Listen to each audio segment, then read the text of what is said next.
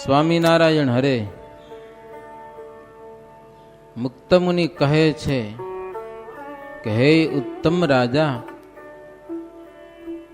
ચિત્રેલા સૂર્યથી રાત્રિનું અંધારું દૂર થતું નથી, એમ ખોટા ગુરુથી જન્મ મરણ અને જમપુરી જીવની જાતિ નથી. આવે છે પણ જાતિ નથી. એવી બધી મહારાજ વાતો કરી. સંધ્યાનો વખત થયો, આરતી ધૂન સ્તુતિ અને કીર્તન થઈ રહ્યા, ત્યારે અર્ધેશ્વર શેઠ બગ્ગી તથા ભેટો લઈને આવ્યા. લ્યો, પોતાની વાડી નજીક જ હતી અને એમાં સરસ મજાનો બંગલો હતો અને એ બંગલામાં મહારાજને પધરામણી કરવી હતી. બંગલો ઇન્દ્ર ભવનની જેમ શોભાડ્યો હતો, એ અત્તરના છંટકાવ કરીને સુગંધીમાનો. બજારમાં પણ દીવાઓની પંક્તિઓ થઈ હતી. આમ તો સાંજનો સમય થઈ ગયો છે, રાત્રે પધરામણી છે. હમણાં તો ઠીક, 25 વર્ષ પહેલા સંતો જયારે લંડન ગયા ને, તે બધા હરિભગત ને એમ હોય કે અમારા ઘરે સંતો આવે, અમારા ઘરે આવે. અમે તો લગભગ 5મી કે 6ઠી વખત ગયા હતા, પણ રાતના 12 વાગ્યાથી પધરામણી હાલે. 12 વાગ્યાથી હા, જે નિયમ ચેષ્ટા કરી નીકળી મંદિરમાંથી, બધું કારજ પતાવી એક ઘરે બીજે ઘરે ત્રીજે ઘરે, રાતના 12 વાગે મંદિરમાં આવી. સતત પધરામણી. એકાએક હરિભગત ને એમ હોય કે અમારું ઘર રહીને જવું જોઈએ એમ. તો આજે સુરતમાં શ્રીજી મહારાજ હા જે નીકળ્યા છે, કોઈની ઈચ્છા અધૂરી ન રહેવી જોઈએ. અંધારું ખરું, મહારાજ અર્ધેશ્વરને બંગલે પધરામણી કરવા જાય છે. બજારમાં પણ બંને સાઈડમાં દીવાઓ કર્યા હતા, લાઈન બંધ. 5-5 હાથ માર્ગની બંને બાજુ પોલીસ ઉભા રાખ્યા હતા. લ્યો, શોભા માટે રાખ્યા હશે, બાકી તો શું હોય. પોલીસ ઉભા હતા, હથિયાર બંધ, 5-5 હાથમાં એક પોલીસો, બંને બાજુ લાઈન. શ્રીહરિ નવીન બગીમાં બેઠા છે, એમાં 2 ઘોડા જોડેલા છે અને અર્ધેશ્વર શેઠ પોતે બગી હાંકવા બેઠા છે. બધું લખ્યું વર્ણનો કે મહારાજ બેઠા છે એટલે પોતે ચલાવે છે. અને સોનાના વિચિત્ર આભૂષણથી ઘોડાને પણ શોભાડ્યા છે. આગળ પડઘમને વાજા વાગતા હતા. સંત હરિભક્તો શ્રીહરિની આગળ કીર્તન ગાતા હતા. હરિભક્તો ગુલાલ ઉડાડતા હતા. દર્શન કરવા માટે આવેલા અપાર જનો ઉભા હતા બંને બાજુ. મુક્તાનંદ સ્વામી અને નિત્યાનંદ સ્વામીને મેનામાં બેસાડ્યા હતા. ગોપાળાનંદ સ્વામીને બીજા કેટલાક સંતોને પગે હાલવાની ઈચ્છા હતી કે અમે પગે હાલશું, છતાં પણ મહારાજ કે હરિભક્તો વાહન લાવ્યા છે, હરિભક્તોનો બહુ આગ્રહ છે, માટે બેસી જાઓ કે હો, જે વાહન ખાલી હોય એના ઉપર બેસી જાઓ. નંદરામ અને ગોપાળજી એ બંનેને પણ બગીમાં બેસાડ્યા હતા. આગળ ચોપદાર સોનાની છડી લઈ અને જય જયકાર કરતા જતા હતા. ખમા ખમા મહારાજા ધીરાજાને ઘણીક ખમા. અને સજાનંદ સ્વામી મહારાજની જય, સ્વામિનારાયણ ભગવાનની જય, જય જયકાર કરતા જાઓ. એવી શોભા હતી. મુક્તાનંદ સ્વામી કે ઉત્તમ રાજન, જોકે તમે તો ભેગા જ હતા, તમને બધી ખબર જ છે. આ તો તમને કથા સંભળાવું છું. હો, દાદા ખાચર ભેડા હતા. અને આવો જય જયકાર મહારાજનો થાય. સુરતમાં કેટલાક ઓલ્યા વિષય ગુરુઓ હતા ને, વિષય ગુરુઓ અને એના શિષ્યો, એ તો મનમાં બળી મર્યા બધા. હવે આનું શું કરવું? રાજકીય પુરુષો બધા સ્વામિનારાયણ ભેગા, નહીતર હજી કાંઈક થાય. ઉપાય ઘણા કર્યા, અપમાન થાય, પણ શું કરી શકે? પણ રાજકીય આખો મોટા મોટા સાહેબો બધા, ઇન્દ્રસેન સાહેબ ને, બાકર સાહેબ ને, દુર્લભ સાહેબ ને, આવા મોટા મોટા અંગ્રેજી માણસો બધા મહારાજના પક્ષમાં. એટલે એનું કાંઈ વળ્યું નહીં દ્વેષી લોકોનું. મનમાં ને બળી મુવા આટલું. શ્રીહરિ શેઠની વાડીમાં આવ્યા. બહુ સુંદર શોભા કરી હતી. હે બંગલામાં સરસ મજાના મલમલની ગાદીયુક્ત ચાકડા બિછાવ્યા હતા. એના ઉપર તકિયો મૂકેલો. શ્રીહરિ તેના ઉપર બિરાજમાન થયેલા છે. ઉત્તર મુખે ત્યાં સભા થઈ. અર્ધેશ્વર સાહુકારોને મિત્રતાની રીતે કહેવા લાગ્યા. સભા થઈ, બધા શેઠિયાઓ બધા આવ્યા હતા અર્ધેશ્વરના. બધાને કીધું, જો તમે કોઈ દિવસ ખોટનો વેપાર કરતા નથી. સમજુ છો, બુદ્ધિશાળી છો. કોઈ માણસ ખોટનો ધંધો ન કરે. કરે દુકાન નાખીને ખોટ આવતી હોય તો બંધ કરવી પડે ને. પૈસા દે તો અહીંયાથી વાંધો નહીં, હરભર થાય તો કદાચ હાલો ધંધો હાલેરો, પણ ખોટ આવે તો ગમે એવો ધંધો હોય ને બંધ કરવો પડે. તો હૃદયસર કે તમે કોઈ દી ખોટનો ધંધો તો નહીં કરતા. તમે શું, આખી દુનિયા લાભ ઉપર દોડે છે. બે પૈસાનો લાભ થવો જોઈએ એના ઉપર બધી દોડ છે. અને પૈસા પણ શું કામ કમાવા માટે છે? પૈસા શું કામ ભેગા કરવા? હૃદયસર કે ટાઈમ ઉપર કામ આવે. શું? અત્યારે તો આપણે ખાઈ પીને મજા કરી છે, પણ ઓચિતાને ક્યાંક જરૂર પડી જાય તેથી પૈસો કામ આવે. નવું મકાન લેવું હોય અથવા તો ઓચિતાને કોઈક એવી બીમારી આવી ગઈ શરીરમાં, લાખો રૂપિયા ખાઈ જાય, રૂપિયા માણસો શું કામ ભેગા કરે? કે ટાઈમ ઉપર કામ આવે.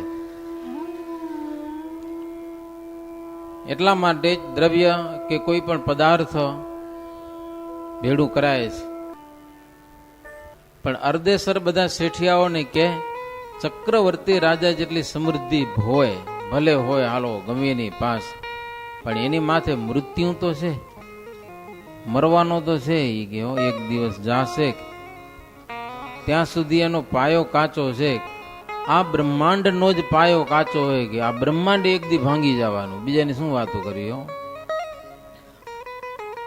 તો અર્ધેસર શેઠ કે પાયા વિનાના ઘરમાં જે નિર્ભય થઈને સુએ એ કઈ કેવો બુદ્ધિવાળો કહેવાય? પાયો જ નથી એમાં. જરા ખડભડ છે ને ભૂસ થઈ જવાનું હોય, મેં દબાઈ જવાનું હોય, ઉપર વજન નાખી દીધો ધાડી મલકની, અને પાયા નથી એના. પાયા કેટલા ઊંડા, મોટી બિલ્ડિંગ કર્યું એ પ્રમાણે પાયા અંદર ઘાલવા પડે, પાતાળમાં છે તો. પાયા વિનાનું મકાન, એમાં સુનારાનું કાંઈ નક્કી નહીં.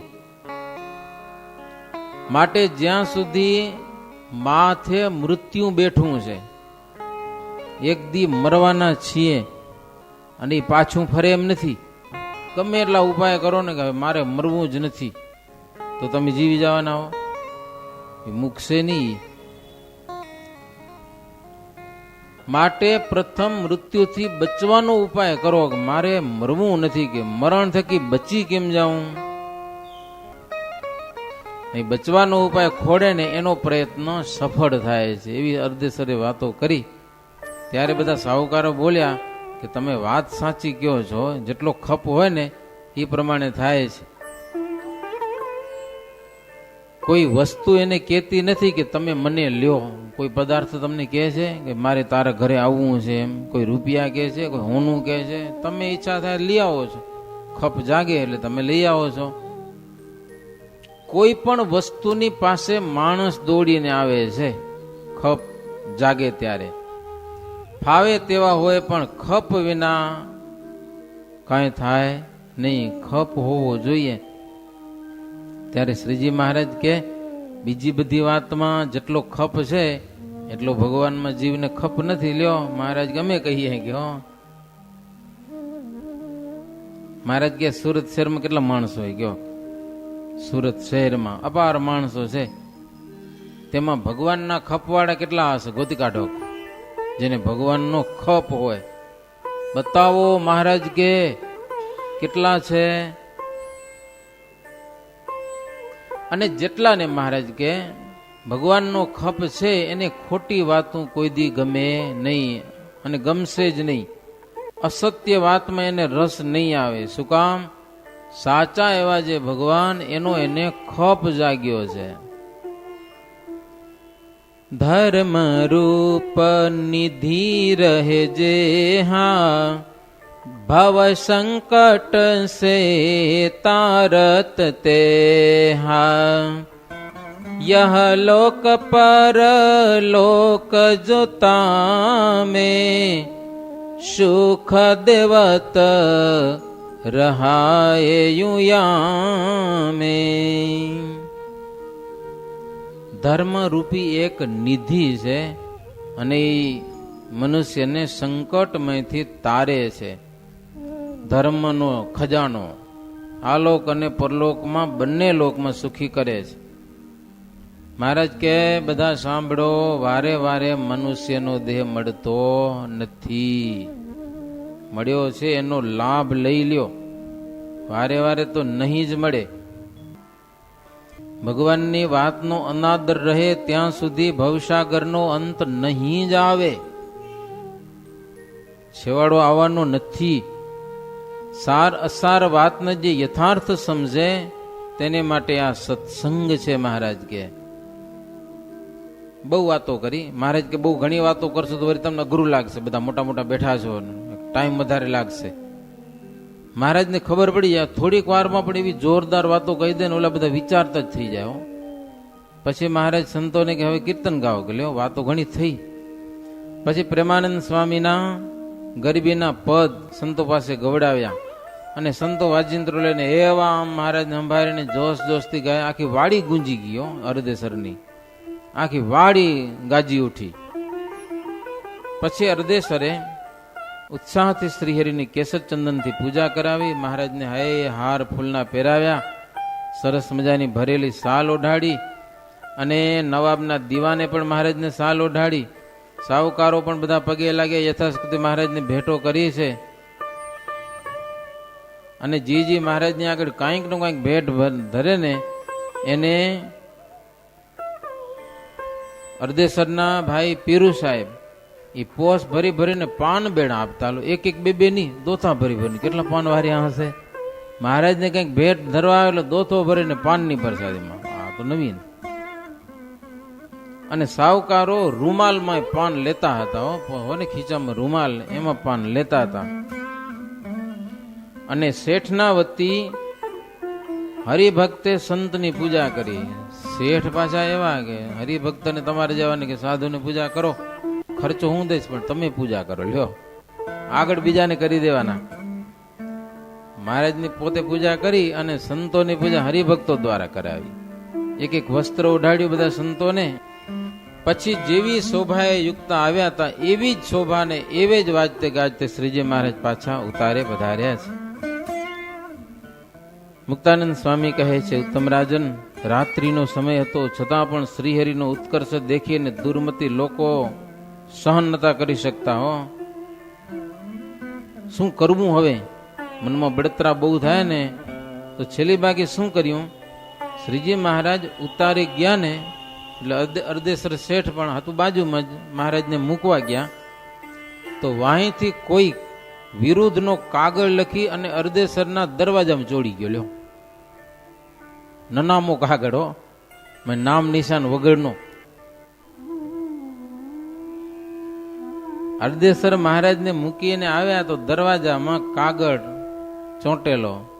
પછી તો વાંચ્યો, છાપ વિનાનો કાગળ હતો, મેં ટાપ મારેલી નથી. વાંચ્યો એટલે તરત એને ઉખેડી નાખ્યો અરદેસર શેઠ. પછી ચોકીદારોને પૂછ્યું કે આ કોણ ચોડી ગયું?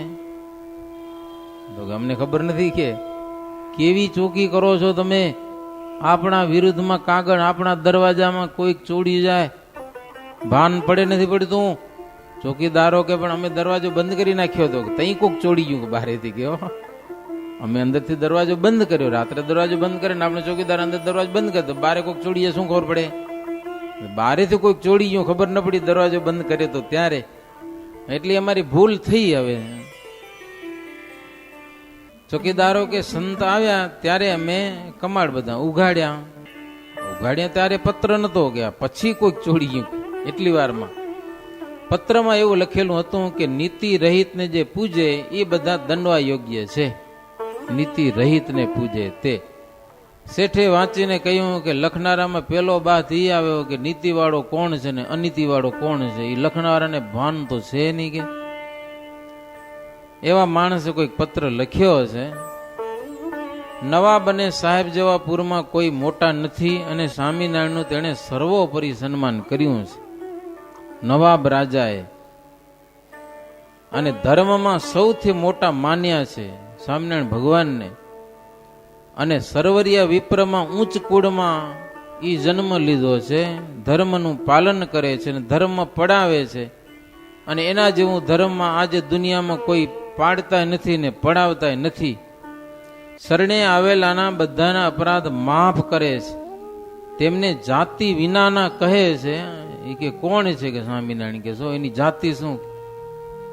એને જાતિ વિનાના કહે છે ને છાના પત્ર લખે છે.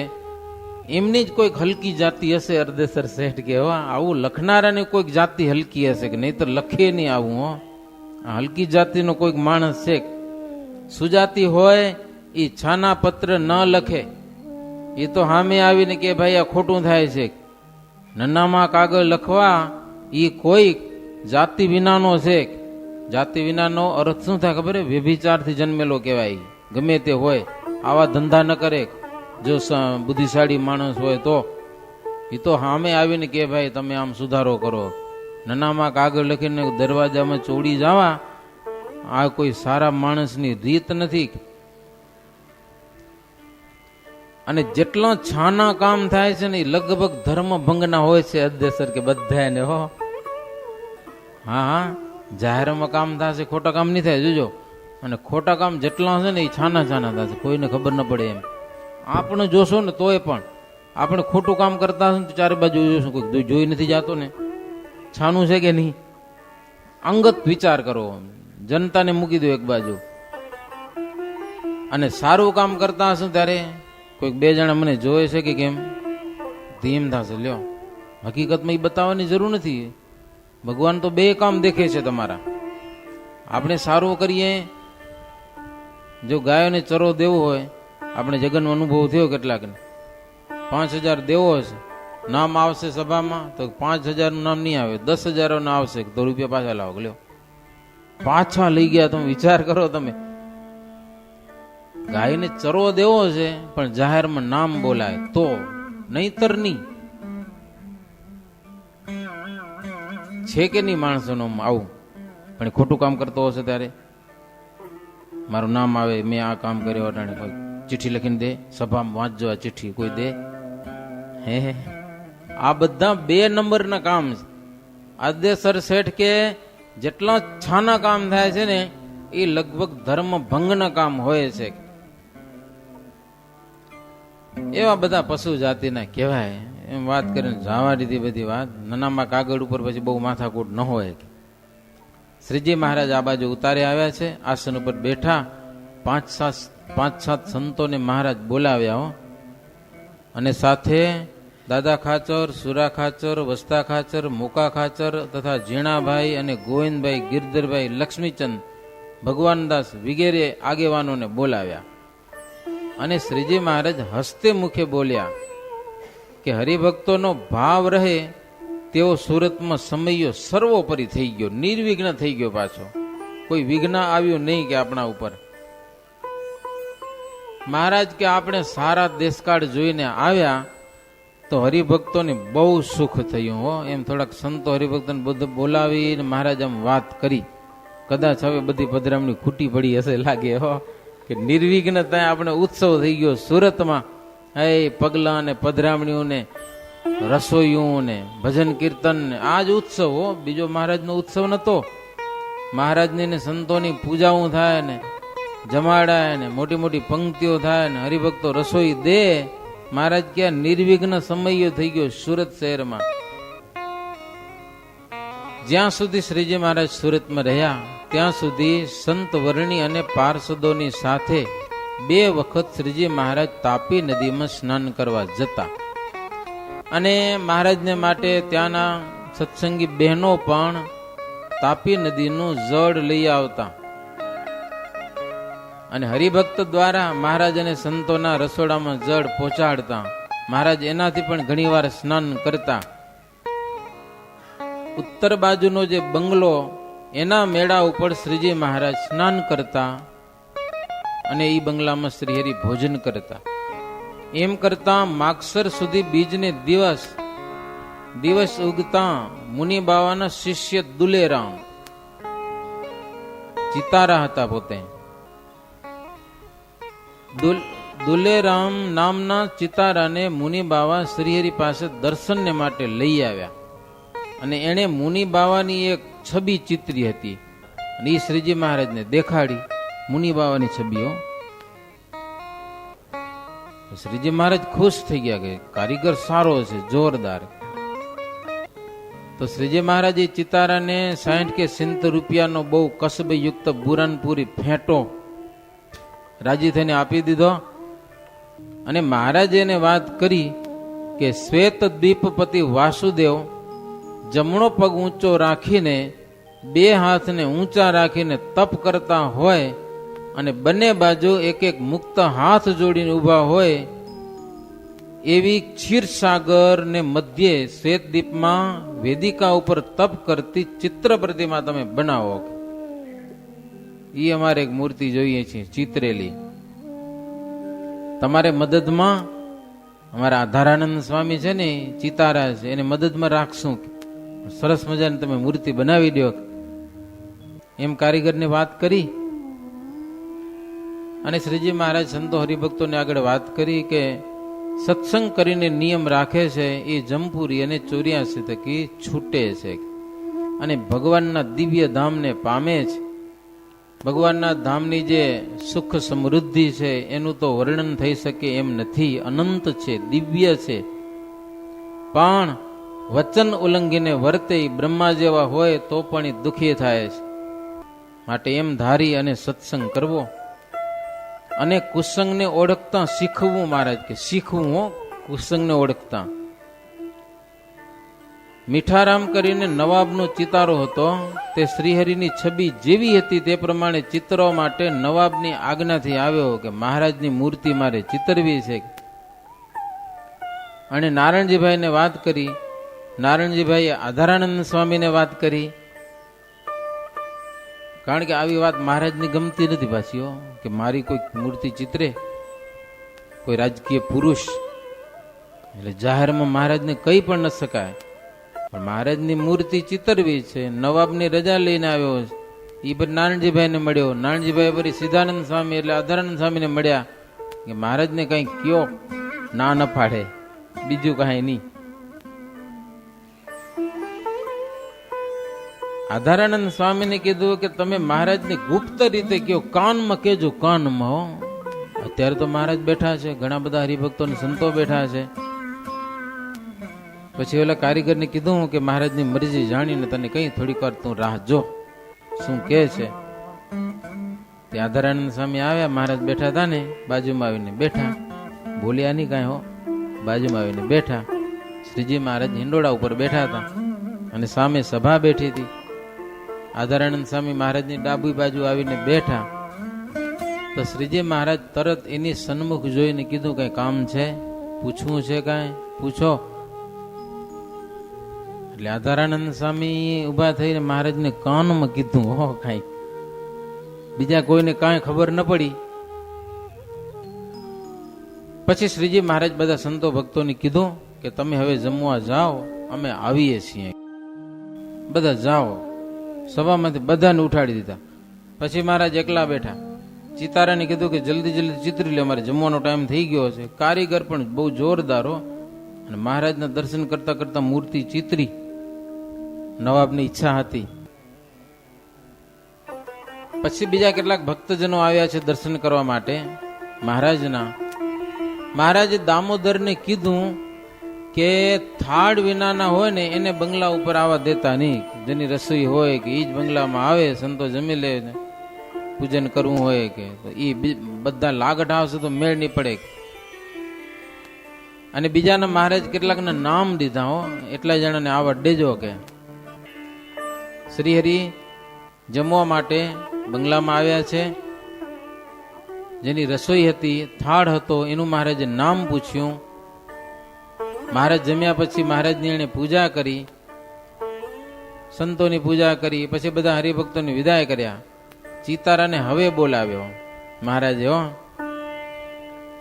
મહારાજની મૂર્તિ ચિતરી હશે પણ મહારાજને હવે એક બીજી મૂર્તિ જોતી હતી. ચિતારાને મહારાજ કે અમે કહીએ એવી એક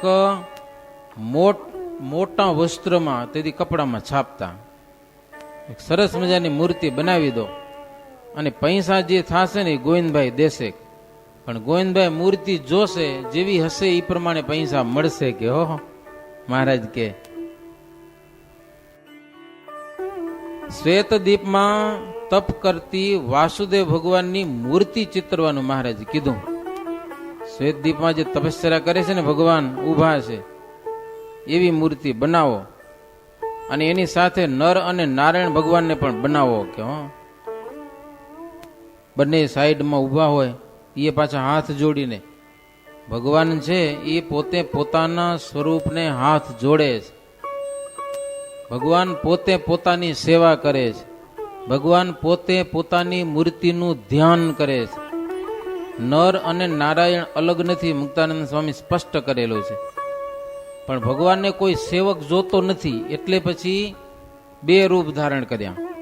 નારાયણ રૂપે પોતે થયા અને નર રૂપે જ પોતે થયા, પણ ભગત થયા, પોતે સેવક બન્યા. નર છે એ સેવક બન્યા અને નારાયણ છે એ સ્વામી બન્યા. છે બે એક જ ભગવાન, બે રૂપ ધારણ કર્યા. છો તો એક અને દિશો છો દોય, તેનો ભેદ જાણે જન કોય. મુક્તાનંદ કાવ્યમાં વિવેક ચિંતામણીમાં મુક્તાનંદ સ્વામી કીધું કે નર અને નારાયણ ભગવાન પોતે જ એવું રૂપ ધારણ કર્યું છે કે બીજો કોઈ સેવક જોતો નથી, હું પોતે મારી સેવા કરી લઈશ કે બીજું રૂપ ધારણ કરીને. આ છે નર અને નારાયણનો અવતાર. મહારાજ કે વચ્ચે વાસુદેવ નારાયણની મૂર્તિ, બંને સાઈડમાં નર અને નારાયણની મૂર્તિ, એવી સરસ મજાની તમે એક છાપ બનાવો, આ મૂર્તિ બનાવો. પછી શ્રીજી મહારાજને 10 રૂપિયાની પાઘ બંધાવી અને બરફીની એક માટલી દીધી ચિતારાને, એટલો આ કામ કરજે. પછી મહારાજ સંતોને બધાને પીરસી અને જમાડ્યા છે. ત્યાં તો અર્ધેસર શેઠ પરવારી અને આવીને મહારાજને પગે લાગ્યા અને બોલ્યા કે મહારાજ, અમારી જીવન દોરી તમે છો. કે જીવન દોરી દૂર થાય તો જીવમાં દુઃખ થાય, પણ હવે બીજો કોઈ શાંતિનો ઉપાય નથી. તમે હવે જવાની વાત કરો છો, બીજો કોઈ ઉપાય નથી. મહારાજ કે જુઓ શેઠ, તમારા માટે અમે અહીંયા સુધી આવ્યા છીએ, છેઠ ગઢપુરથી, અને તમે જેમ કીધું ને એમ કર્યું. લગભગ 9 દિવસ થાય છે. અમે જેટલી વાર હોઈ રહ્યા, દિવસને બેહી રહ્યા, હવે અમે થાકી રહ્યા, નિહાળી ક્યાં કીધું. તમે જેટલી જગ્યાએ પધરામણી કરવાનું કીધું, બધી જગ્યાએ અમે હાલ્યા. આ વાતને તમે માત્ર સંભાળશો ને તો દુઃખ માત્ર ને તરી જાશો. હવે દુઃખ આવવાની ક્યાં વાત કરો? આટલા દિવસ અમે રહ્યા, આટલું સુખ મળ્યું, હવે દુઃખની વાત ન કરે અને માત્ર યાદ કરશો ને તમામ દુઃખો ભાગી જશે પરા. હવે અમે દુઃખી થશે એ ભૂલી જાઓ તો આખી જિંદગી શું અમે તમારા ઘરે જ બેઠા રહી? એ વસ્તુ શક્ય નથી. મહારાજ કે એના કરતા અમે ભાગી જઈએ ને તમે માનો કે અમને દુઃખ થશે એવું માનવા કરતા મહારાજ આવ્યા ને કેવો આનંદ થયો, કેવો આનંદ, અહોપોર આનંદમાં જીવવો. હા, એને યાદ કરો. મહારાજ કે તરી જાશો તમે. મહારાજ કે અમારી વાતમાં અમે નિવાસ કરીને રહ્યા છીએ, અમારી વાતમાં અમે પોતે છીએ. ભાવથી કોઈક અમારી વાત કહે કે સાંભળે એના પણ દુઃખ દૂર થઈ જશે. તમને તો અમે પ્રત્યક્ષ મળ્યા છીએ. એમ કહીને શ્રીજી મહારાજ તૈયાર થયા જવા માટે. હરિભક્તો પણ તે સમય સૌ આવી ગયા. શ્રીજી મહારાજ શ્વેત વસ્ત્ર ધારણ કરીને માણકી ઉપર બેસી ગયા. પ્રભુ હરિભક્તો જય જયકાર કરવા લાગે. એક બાજુથી વિયોગે થાય મહારાજનો અને એક બાજુથી વિદાયગીરી પણ જોરદાર આપ્યું. રોતે રોતે થોડી વિદાયગીરી અપાય, સમજ્યા? આંખમાં આંસુ એક બાજુ અને બીજી બાજુ જય જયકાર કરેલો શ્રીજી મહારાજનો ને સ્વામિનારાયણ ભગવાનનો ને સજાનંદ સ્વામી મહારાજનો ને. એમ કે જેવા મહારાજ આવ્યા હતા, વિદાયગીરી આપી હતી, આ સન્માન કર્યું હતું, એવી ને એવી પાછી વિદાયગીરી મહારાજની. અંતરમાં સૌ ઉદાસ હતા, પણ બહારથી બહુ શોભા ને જય જયકાર ને ખૂબ કરેલો છે. જેવા આવ્યા હતા તેવી જ રીતે, તેવી જ શોભાએ યુક્ત સવારી સાથે પ્રભુ ત્યાંથી ચાલ્યા છે. દર્શનને માટે ઉભેલા હજારો નરનારીજનો હાથ જોડી નમસ્કાર કરીને એ પણ જય જયકાર બોલતા હતા. મુક્તાનંદ સ્વામીને મેનામાં બેસાડ્યા હતા. બ્રહ્માનંદ સ્વામી અને આનંદ મુનિ બંને જણા ઘોડા ઉપર બેઠા હતા. મહારાજનો ઘોડો વચ્ચે, એક બાજુ આનંદ સ્વામી, બીજી બાજુ બ્રહ્માનંદ સ્વામી. એ બે ચામર ઢોળતા જાય. એ પાસે બે ઘોડા ઉપર લ્યો. સંતો પણ મહારાજને ચામર કરે, કારણ કે હવે તો વિદાય લેવી છે. હવે રાજાના માણસો થોડા કામ આવે, પોતાના જ માણસો. નિત્યાનંદ મુનિને મેનામાં બેસાડ્યા. ગોપાળાનંદ સ્વામીને પણ મેનામાં, આ ઘોડાની બગીમાં બેસાડ્યા છે. નંદરામ અને ગોપાળજી પણ બેઠા છે બગીમાં. શ્રીહરિની સવારી ચાલતી થઈ, શોભાનો કોઈ પાર ન રહ્યો, એટલી બધી શોભા હતી. ચોપદારની આગળ પાર્ષદો અને પાર્ષદોની આગળ પોલીસની પલટણ અને પૂર્વાસી લોકો શ્રીહરિ ઉપર પુષ્પની વૃષ્ટિ કરતા હતા અને બધા બોલતા હતા. સત્સંગ, શ્રીહરિ, સંત અને હરિભગતનો મહિમા બોલતા હતા, બીજું કાંઈ નહીં. એક સત્સંગ, શ્રીહરિ, સંતો અને હરિભક્તો એનો ખૂબ મહિમા કહેતા હતા માણસો. શ્રીહરિ લાલ દરવાજેથી નીકળી રુસ્તમ બાગ સુધી આવ્યા છે. બાગથી પૂર્વમાં આડીને ખેતર હતું, તેમાં 7-8 આંબલીઓની લાઈન હતી. ત્યાં છેલ્લી વાર શ્રીજી મહારાજ સભા ભરી છે ને બેઠા છે, છેલ્લે હરિભક્તોને મળ્યા છે. વગેરે કથા આવતીકાલે. અત્યારે કથાને વિરામ. એવી રીતે 95મો તરંગ થયો સહજાનંદ સ્વામી મહારાજની.